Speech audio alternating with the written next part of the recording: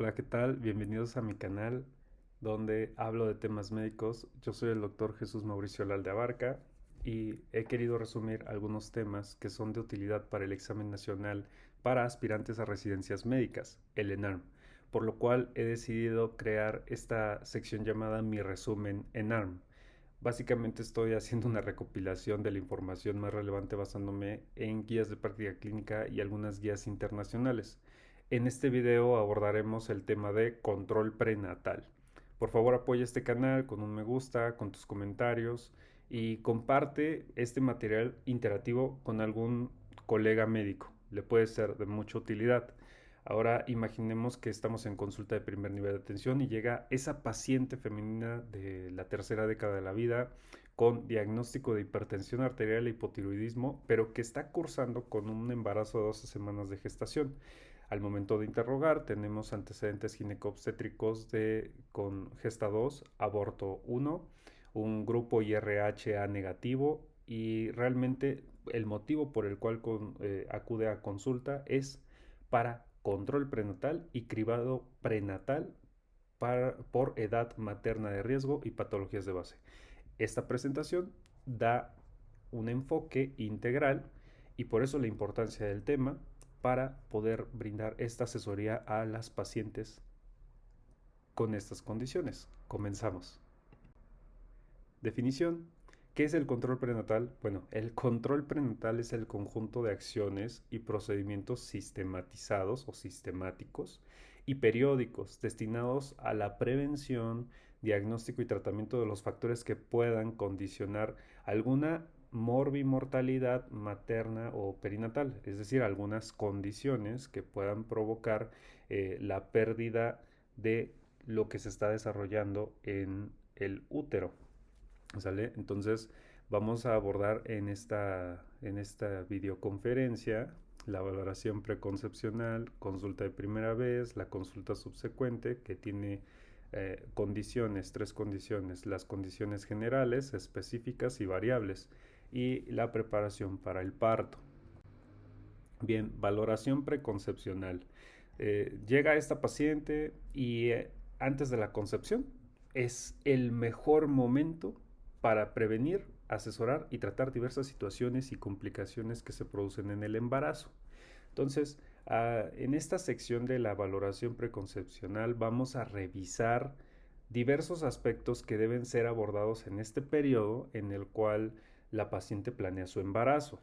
Entre ellos, primero, lo más importante es interrogar al paciente. Entonces, tenemos que interrogar antecedentes de exposición a dietil-estilbestrol. También tenemos que interrogar sobre antecedentes familiares de alteraciones fetales y partos previos complicados. Dentro de los antecedentes ginecobstétricos hay que interrogar como número de cesáreas previas, periodo intergenésico, antecedente de partos pretérmino, fetos macrosómicos, pérdidas gestacionales y muerte neonatal temprana. También el estado inmunológico por antecedente de exposición a rubiola, varicela, toxoplasmosis y considerar si hubo o no vacunación contra hepatitis B o prueba de detección de VIH, que esto no se nos puede escapar en ningún nivel de atención. También tendríamos que realizar pruebas de detección en grupos de poblaciones apropiados para portadores de enfermedades genéticas como el TAI-SACH, fibrosis quística o las hemoglobinopatías. También controlar alteraciones médicas como anemia, infecciones de vías urinarias, alteraciones tiroideas como hiper o hipotiroidismo, obesidad, diabetes mellitus, hipertensión arterial sistémica, lupus eritematoso generalizado. Por supuesto que tenemos que valorar el abuso de sustancias, alcohol, tabaco o algún otro tipo de toxicomanía. Pregunta 1 de 3. ¿Cuál es la dosis de ácido fólico que se debe emplear en una paciente con antecedente de un feto con defectos del tubo neural? Yo sé que tú sabes la respuesta. Aquí tenemos que hacer la división entre una paciente que no cuenta con este antecedente y un paciente que sí cuenta con este antecedente. La respuesta correcta es 4 miligramos por día. Entonces, el uso de ácido fólico suplementario puede reducir la incidencia de defectos del tubo neural y se recomienda que todas las mujeres en edad fértil y con posibilidad de quedar embarazadas tomen 0.4 miligramos de ácido fólico diario. Aquellas con antecedente de un niño afectado deberá tomar 4 miligramos día durante las 4 semanas previas al embarazo y durante el primer trimestre del mismo para reducir esta probabilidad o esta incidencia. También hay alteraciones cromosómicas relacionadas con la edad. Las mujeres mayores de 35 años poseen riesgo elevado de presentar un hijo con alteraciones cromosómicas, por lo que se deberá realizar una valoración detallada con interrogatorios sobre antecedentes familiares de síndrome de Down, defectos del tubo neural, hemofilia, hemoglobinopatías y realizar pruebas genéticas correspondientes en caso necesario. La edad paterna mayor a 55 años puede incrementar riesgos genéticos en el feto como acondroplasia. Consulta de primera vez. Una vez corroborado el embarazo por pruebas inmunológicas séricas o urinaria y ecografía obstétrica, se identificarán los riesgos y antecedentes que hemos mencionado en las diapositivas anteriores. Hay que determinar eh, la edad gestacional. Lo principal es en este punto, después de corroborar el embarazo, determinación de la edad gestacional. Entonces, tenemos que interrogar cuándo fue el primer día de sangrado de su última menstruación. Fecha de última menstruación es el FUM. Entonces, es importante saber si la FUM es segura, es decir, si recuerda exactamente el día, y confiable, si sus ciclos son regulares. Si no recuerda la FUM, nos debemos guiar por medio de ultrasonido. El ultrasonido ideal para estimar la edad gestacional es el del primer trimestre. Para poder decir que un ultrasonido está acorde a la FUM, deberá haber una diferencia no máxima de una semana durante el primer trimestre, 2 semanas en el segundo trimestre y 3 semanas en el tercer trimestre. Para calcular la fecha probable de parto, se utiliza la fórmula de Naegel. Esta regla de Naegele es igual a la fecha de última menstruación más un año menos 3 meses más menos 7 días. Voy a poner un ejemplo. Si la paciente dice que su día de última regla es el 18 de octubre del 2025, entonces lo primero que tenemos que hacer es agregarle un año, 2026, a esa fecha.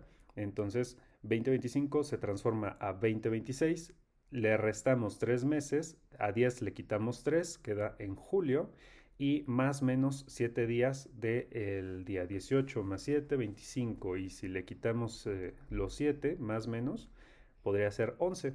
Entonces la fecha probable de parto, 25 de julio del 2026, teniendo como tal un rango para poder considerar esto. Sin embargo, en la mayoría de las literaturas llegan a omitir el menos, se quedan con más 7 días. La exploración física debe de ser completa. Está registrando datos como el peso de la paciente de forma basal, el peso pregestacional, los signos vitales, estado cardiopulmonar, ¿no? Cómo ventila, cómo se escucha su corazón, la exploración mamaria, la exploración del propio abdomen, así como una exploración pélvica, la cual debe de constar de la observación del fondo uterino.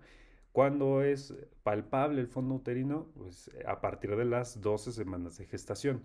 Y después de realizar toda esta exploración, se tiene que realizar citología cervical, urocultivo y cultivo cervicovaginal. Más adelante, la valoración cervical deberá ser gentil, detectando posibles anomalías, dolor, longitud cervical, sangrado, etcétera, ¿no? También se debe de solicitar pruebas de laboratorio básicas como biometría hemática, química sanguínea, examen general de orina, grupo sanguíneo ABO y RH. En pacientes con factores de riesgo se podrá solicitar serología para hepatitis B y C, VIH, VDRL, tuberculosis, rubiola, sífilis, toxoplasmosis, cultivos especiales para clamidia, ureoplasma, micoplasma, así como estudios pertinentes de laboratorio en caso de que alguna condición médica tenga la paciente. En la población mexicana existe una carga genética para padecer diabetes mellitus, la cual aumenta el presentar antecedentes familiares, obesidad, sedentarismo o antecedente de haber padecido diabetes gestacional, por lo cual se recomienda realizar una curva de tolerancia oral a la glucosa a partir de las 14 semanas de gestación y repetir a las 24 semanas de gestación. ¿Por qué es esto? Bueno, porque justamente en este periodo de semanas de gestación es el momento en el que se presenta mayor resistencia a la insulina durante la gestación. Y en pacientes mayores de 35 años con riesgo elevado para presentar alteraciones cromosómicas, se deberá mantener un seguimiento estrecho con pruebas de diagnóstico prenatal y ultrasonido de segundo nivel en busca de trisomía 21, que es la más frecuente, pero no nos tenemos que basar solo en esa, sino también en otras.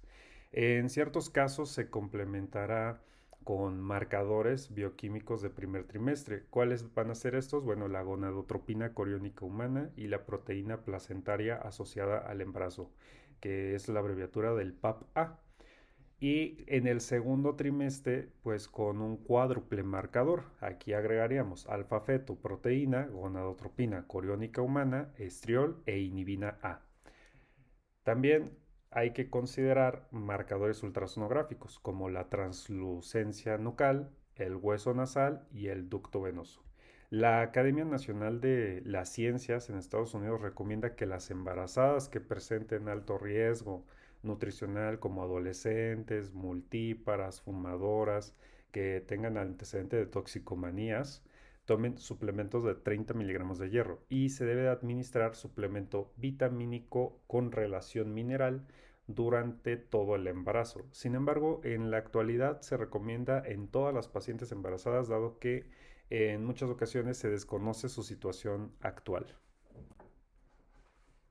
Bueno, siguiente pregunta. Según la NOM o norma oficial mexicana, eh, ¿cuántas consultas de control prenatal deberá tener toda paciente embarazada?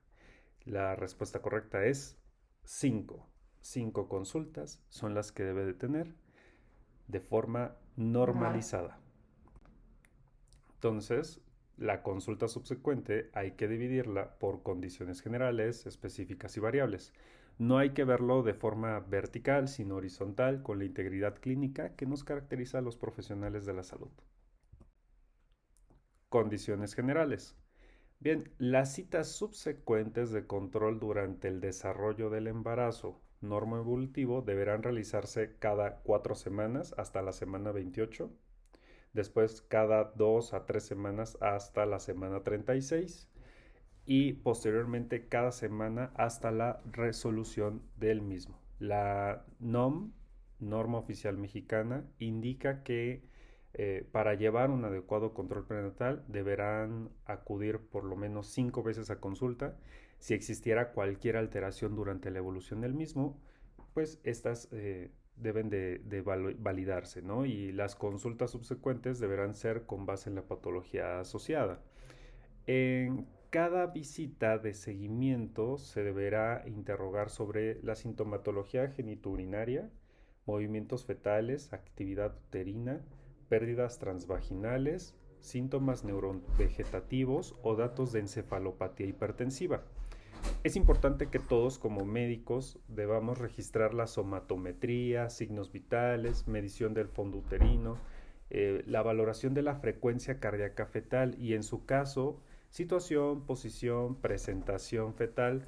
Por lo general, las pacientes refieren percibir movimientos alrededor de las 18 a las 22 semanas de gestación. Sin embargo, es hasta después de las 32 semanas que se puede realizar una prueba sin estrés para valorar alguna alteración fetal en caso de referir hipomotilidad.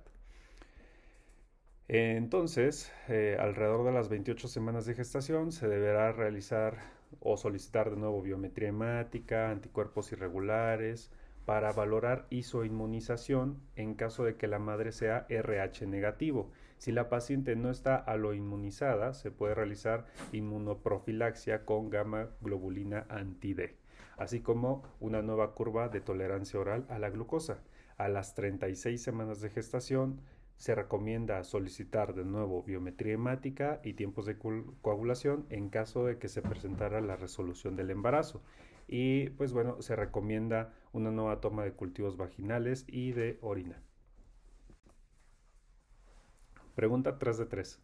¿A qué edad gestacional es audible la frecuencia cardíaca fetal mediante dispositivo Doppler portátil y con el estetoscopio obstétrico? Esto es muy importante porque en ocasiones cuando estamos en la práctica no llegamos a percibir y puede existir errores, mala interpretación y debemos de orientar adecuadamente. La respuesta correcta es entre las 10 y 12 semanas de gestación con Doppler portátil y entre las 18 y 20 semanas de gestación con estetoscopio obstétrico. Condiciones específicas. Vamos a ver que la presión arterial en condiciones normales disminuye conforme progresa el embarazo, pero se acentúa en el segundo trimestre. La altura del fondo uterino de las 20 a las 32 semanas de gestación se mide desde la sínfisis del pubis hasta la parte más alta uterina. Y resulta que esa medición con la cinta coincide en centímetros con el número de semanas de gestación y permite valorar el tamaño fetal. A las 20 semanas de gestación el fondo uterino está por lo regular a nivel de la cicatriz umbilical. Frecuencia cardíaca fetal. Bueno, el latido cardíaco puede ser detectable mediante un dispositivo Doppler desde las 10 a las 12 semanas de gestación y a las 10 a 20 semanas de gestación con el estetoscopio obstétrico, como bien lo habíamos mencionado en la diapositiva pasada.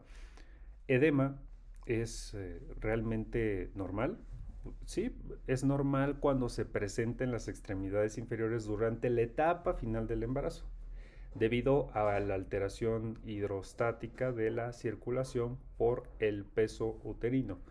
En otros casos, sí deberá ser estudiado a fondo, porque no vayamos a estar obviando alguna situación cardiovascular o hematológica y nos vayamos con un mal resultado, ¿no? Incremento ponderal. La ganancia de peso total recomendada en el embarazo es alrededor de 11.34 a 15.88 kilogramos para mujeres en condiciones normales. Sin embargo, mujeres de bajo peso pueden ganar hasta 18 kilogramos y aquellas con exceso de peso se deberán limitar hasta de 7 a 11.5 kilogramos.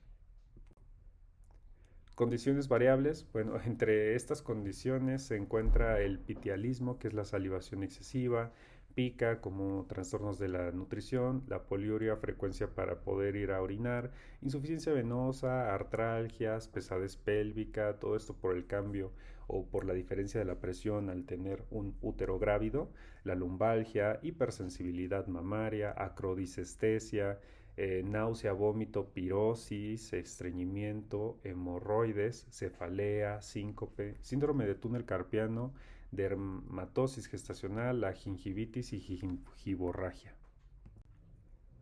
Preparación para el parto. Bueno, se deberá explicar siempre de forma clara y consistente a cada una de las pacientes de forma individual. Por lo general, a las primigestas es donde debemos de ser mucho más precisos y más abundante en la información. Los datos de alarma obstétricos tienen que ellas conocerlos para que no haya ningún problema.